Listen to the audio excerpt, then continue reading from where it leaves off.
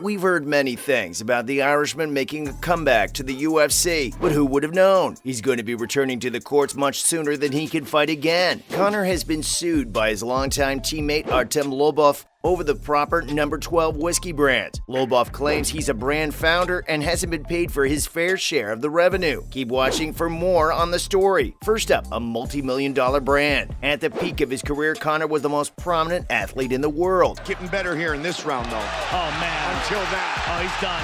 He's done.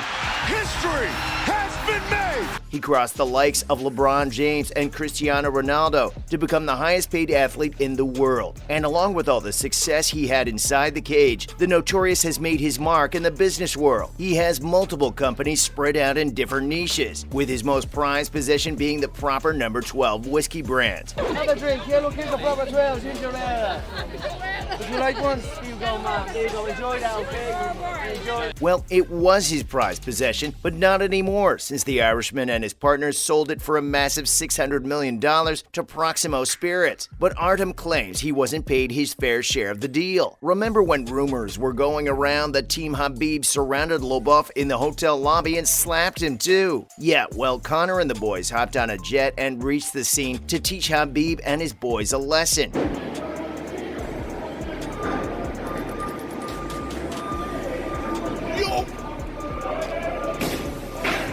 The Irishman was so pumped that he threw a dolly at a bus holding UFC fighters and got arrested afterward. What's the point of telling you all that? He did it for Artem. Artem and Conor were tight, so it doesn't make sense why the Irishman wouldn't pay him his fair share. As a founder of the brand, Lobov is demanding a 5% share from the proceedings. And since the former double champion isn't ready to give him that, he's filed a lawsuit in Ireland's High Court. Next, Conor couldn't care less. It's a bit strange McGregor still hasn't responded to all the allegations, considering how active he is on Twitter and social media.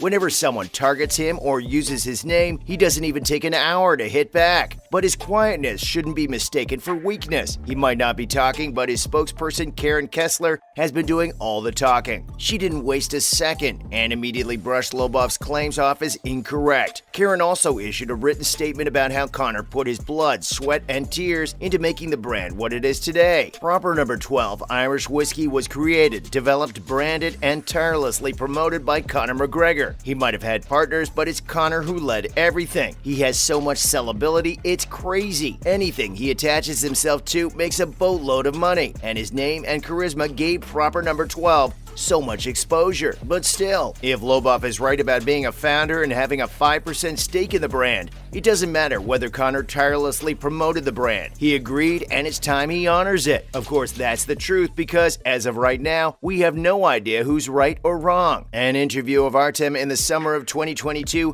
has also resurfaced, in which he can be heard talking about how the Irishman offered him $1 million for his role in the brand, but he refused. Moving on, who did all the work? Now Artem claims the initial discussion about Irish whiskey happened in front of him and the Mountain. You know, the huge guy from Game of Thrones. Hathor Julius Bjornsson. Conor asked for Lobov's advice on Irish whiskey and how they could make a brand out of it. Artem knew it would be a massive hit since McGregor himself would be the face of the brand, and he'd do all the marketing while fighting, so the chances of things taking off would be much higher. In my head, I was thinking, what better man than Conor McGregor to bring Irish whiskey back to its stardom? The story doesn't end there, though. Conor's longtime teammate also said the Irishman told him to collaborate with Paradigm Management Company and draft a deal to get things underway. And since Lobov claims to have been an integral part of the whole deal, he probably feels cheated that he didn't get paid when McGregor and the partners sold the company. It's relatively simple, though. Conor will have to pay him to clear things up if he has a written agreement that he's a founder with a 5% stake in the brand. But if there's no written proof and it was just a handshake deal, then that's not going to be substantial enough for Artem to get paid. Still, he was part of the brand, and we saw him at every step of the journey. He'd always talk to the media and say he was so happy and proud to be a part of the management. Following up, an an ongoing battle. Conor is no stranger to the courtroom. While his legal team prepares to fight a new battle, the case against McGregor for dangerous driving will probably conclude by January. 7 offenses against him include careless driving, failing to produce a license, and driving without insurance. It's expected that the case will be heard and disposed of on the 11th of January, and Conor's legal team is confident the Irishman will walk free without jail time. Oh, and just to let you know, he's already been charged with most of the offenses, and when his team says they're confident he'll walk free, it means they'll have to fight it all over again the next time they're in court. We get that he's the notorious Conor McGregor and the king of the UFC, but come on, this isn't precisely ideal behavior. He has so much global influence, and if he's spending half of his time in court, then it doesn't look too good. It doesn't look good for him, but more importantly, it's not ideal for the UFC either. He's not on the John Jones trajectory, but he's putting many people in danger by driving carelessly without a license. Also, there's no jail time for careless driving, but it does carry a fine of around $6,000. But dangerous driving? Yep, that's $6,000 in fines and 6 months imprisonment. Up next, typical McGregor. When you fight people for a living, there aren't many things that could faze you outside the octagon. Even with imprisonment on the books, Conor is refusing to slow down. He showed up to court dressed to impress in a tuxedo while stepping out of a shiny black Range Rover. He fist bumped one of his fans and told everyone how it was such a good day and how he felt so good to be back. Honestly speaking, we're not sure what he meant by that. Back to the court or back to being controversial again. And while most people were super pumped to see the Irishman, others weren't too excited to see him, because think about it, he's been in trouble before and always manages to walk free. When he was done with the hearing and walking back to his Rover, he waved at all his fans before hopping in the front seat and driving off. But that's precisely when someone from the public called him an effing fool. Well, hate or love him, but he will always be in the headlines, and we're not saying that's a good thing, but he's always up to something. But yeah, let's see how it goes for McGregor. Our guess?